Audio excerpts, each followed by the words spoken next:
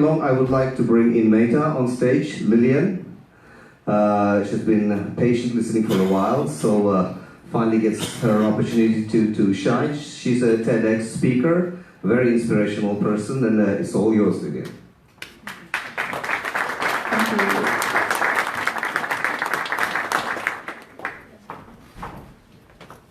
All right, thank you for the introduction and for the opportunity to speak here tonight. Just 2 words to put my position a bit into context, because I won't be talking much more about it, in fact. So I'm a data scientist. This is not very well formatted. In Meta. In Meta is a technology company offering digital solutions and a broad range of services. We have departments focusing on different things. The department that I belong to started up in 2015. We're about 30 people, and what we do is machine learning. That's what we focus on. In fact, we do nothing else. And since the startup, we've done about more than 80 projects applying AI in terms of machine learning. So we've got quite a lot of experience in applying AI as of now. Right, so actually that's all I'm going to say about Meta. I'm not going to talk about what we do in particular, so if you're curious to learn more about that, come talk to me or Henrik Slettene, who is our head of the department. For this talk, I'm going to take a big step back and do a more broad stance. And I'll be talking about applying AI to help fulfill the United Nations Sustainable Development Goals, to which you've already been introduced. So this is an urgent call to action, critical for the well-being of the planet and all its inhabitants. And just a very quick glimpse at these will reveal that they are extensive and ambitious. Luckily, amongst us humans, there are those with this sort of ambition. And there are some of these that strive towards this goal by applying AI. And those are the ones that I'll be talking about. I will present 3 projects that have applied AI to address some of these goals. Altogether, they address these goals. Throughout this presentation, we'll be making a journey around the world, which is no coincidence because these goals are very global in their scope. So I found it fitting to travel around the world. They concern all species, so it will not only be about humans. And our first stop on this journey is China. Let me introduce you to Derek Haowen Lee and Jolene Yang. I attended Derek's talk for the World Summit AI in Amsterdam in 2018, and I met Jolene for the edition of 2019. So I've gotten to experience their passion firsthand, and what they're passionate about is to redefine, indeed revolutionize, the field of education. So with the work that they're doing, we're in for a pedagogical renaissance. So just consider all the progress that there have been within technology the past decades. It's really mind-boggling. Nevertheless, we teach our kids more or less the same manner that we've been doing the past 100 years. There's one teacher, and there's a room full of people. And we know that this is not the most efficient way to learn. In fact, no 2 students should be in any one classroom, because we are all different. We have different strengths and weaknesses. We have different abilities, we have different learning pace and preferences. So we should do something about this. Enter Squirrel AI. This is an adaptive learning system for pupils up to the age of 12 years old. And it's quite an impressive program, which consists, in fact, of about 20 different AI models. So it's an ensemble. And some of which are using very advanced techniques, such as Bayesian networks and inference. There are not many examples of those being applied, so that's cool from a geeky researcher perspective. Okay, so before the learning process starts, each student will take a knowledge diagnosis assessment, which in a quick and quite efficient way maps out the knowledge state of the students, so pinpointing the weaknesses. And based on this, an individual learning path is being built up, which is also adjusted as the learning progresses. So each student is presented with different content. So it's personalized, it's flexible, and this makes it quite engaging and motivating. So giving the students renewed self-confidence because they're given material at the level which is adapted to what they know and how they like to learn. This is done in conjunction with humans, because after all, we're humans. So we need this human connection and touch. So 30% of the time will be spent with the teacher, and then 70% of the time with this AI program. And through this setup, they have achieved quite impressive results. They put Squirrel AI up against something called super teachers. So this is a title which is given by the Chinese government to the very, very best teachers, so 1 in 1,000. And these are really exclusive. To give you an idea of how exclusive they are, they're really for the very few. If you remember Derek from a few slides ago, he was a top student. He finished high school years ahead, and he was offered scholarships by top Chinese universities, where he was taught a 1-year curriculum in 3 months, and he never encountered a super teacher. So really reserved for the very few. So they put Squirrel AI up against these super teachers, and Squirrel AI won. So adaptive learning systems, they are really here to stay. They're redefining education, and they're using AI in order to do that. All right. So next point on our journey. So I wanted to make this talk locally relevant as well. So we'll make a pit stop back here in sweet Norway. However, at the same time, we'll go to India. Let me introduce you to Odd Sandekhaug. We invited Odd to give a presentation at an Oslo AI quarterly gathering that we held in September last year, where the topic was actually the title of my presentation here. For those of you, just quickly, who are not familiar with Oslo AI, we're a local chapter of a global network of AI enthusiasts. So I'm an ambassador for this, and you're very welcome to join this network. It's just to show up at our events. Our next quarterly gathering will be the 5th of March, and the topic will be AI and ethics. All right, that's a commercial for that. Let's get back to Odd. So Odd realized that our health capacity was critically out of balance. So the medical pipeline is long and tedious. So that makes medical specialists rare goods.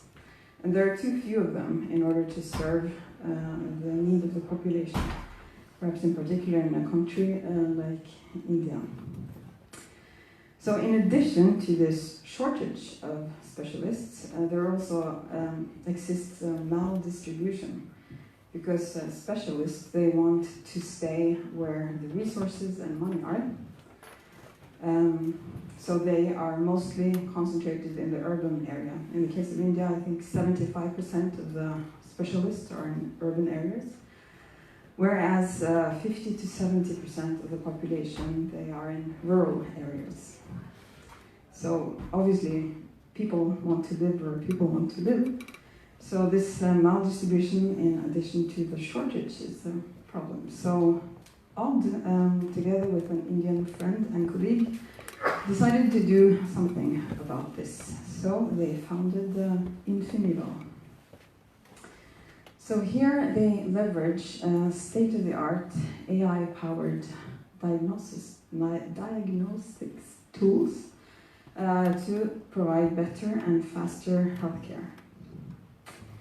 In particular, they are focusing on electrocardiography, so rating the heart's activity, voltage over time.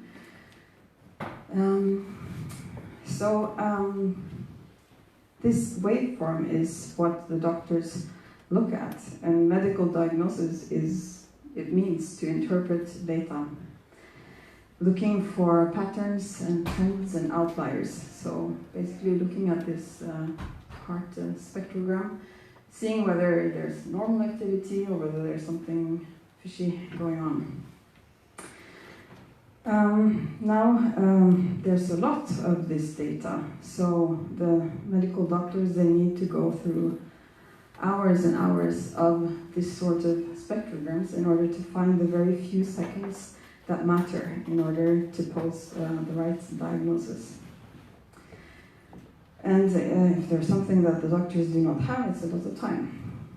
So what Infinival did was to train an AI model to do the heavy lifting for the doctors. In particular, what they did was to train something called a deep convolutional neural network, looking at a second of these at a time, of this heart activity, and then labeling it, classifying it to say whether it's normal or some other category.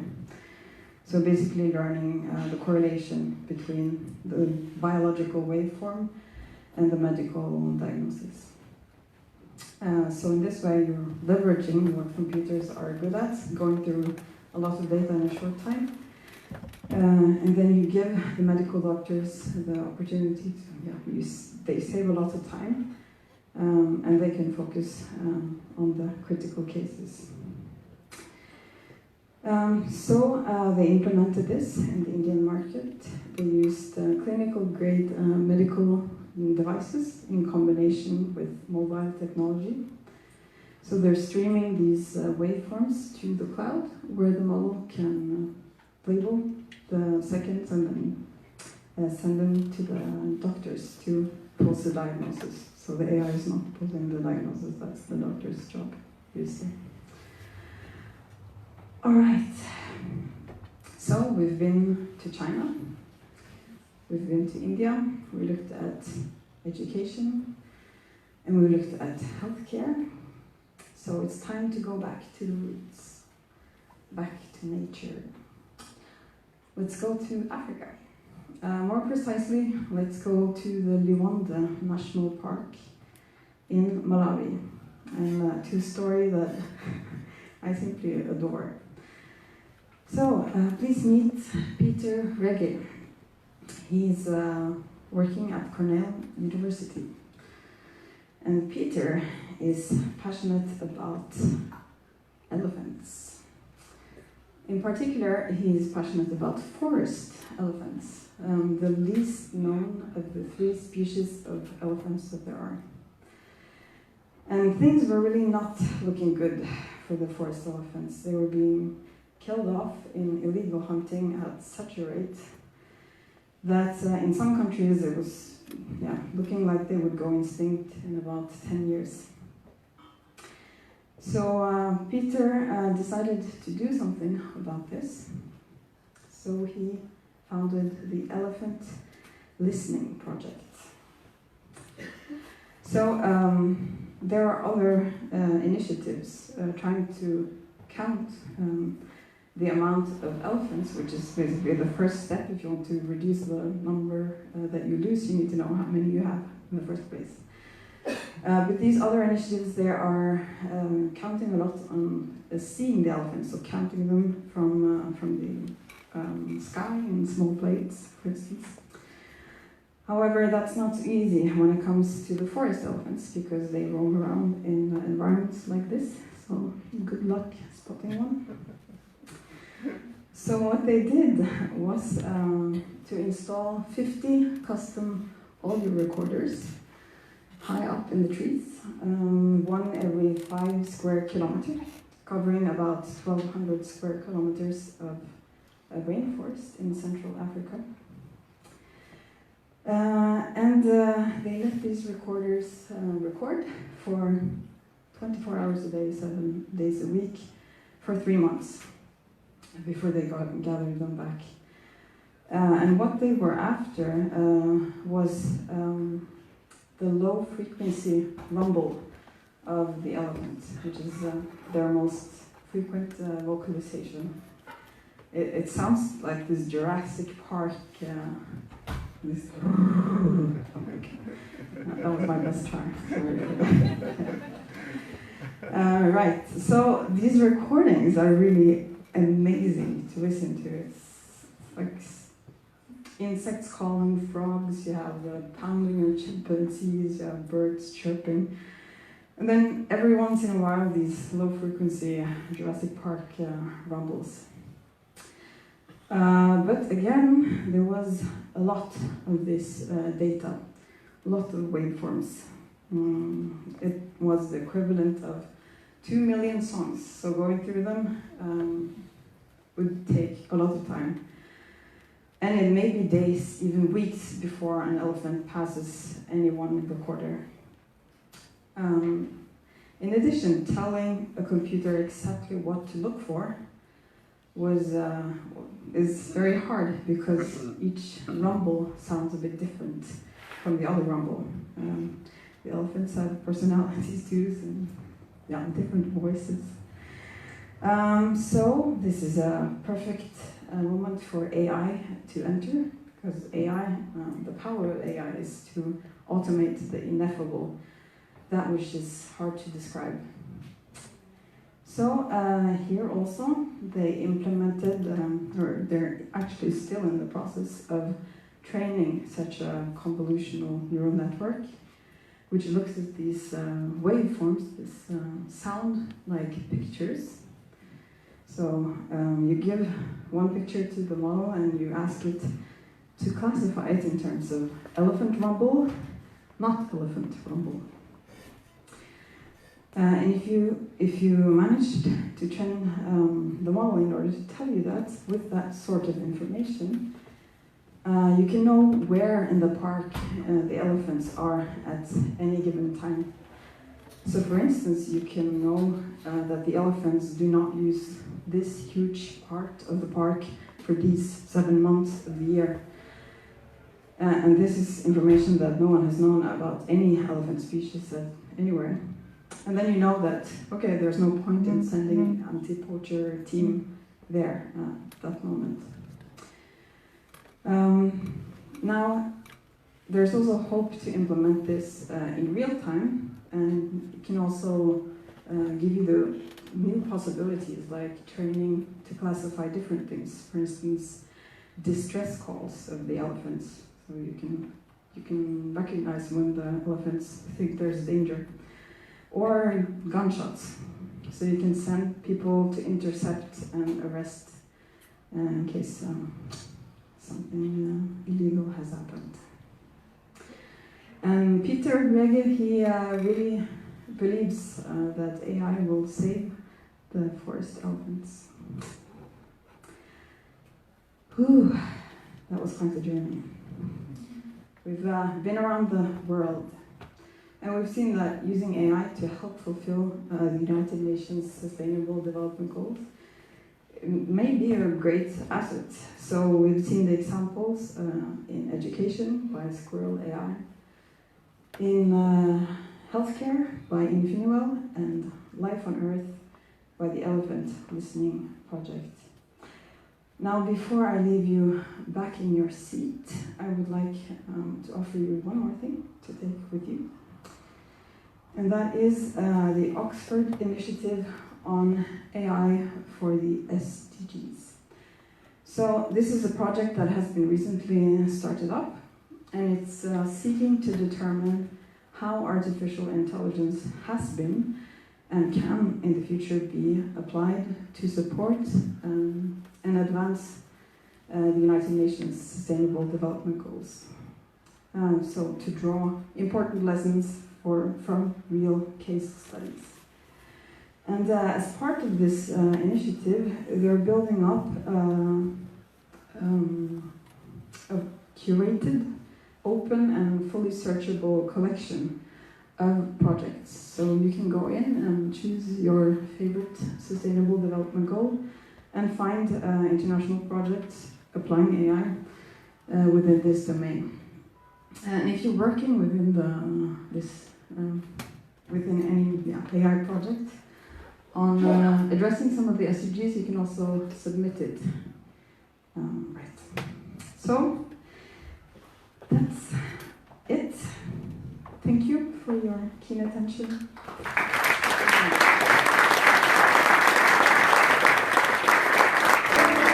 But not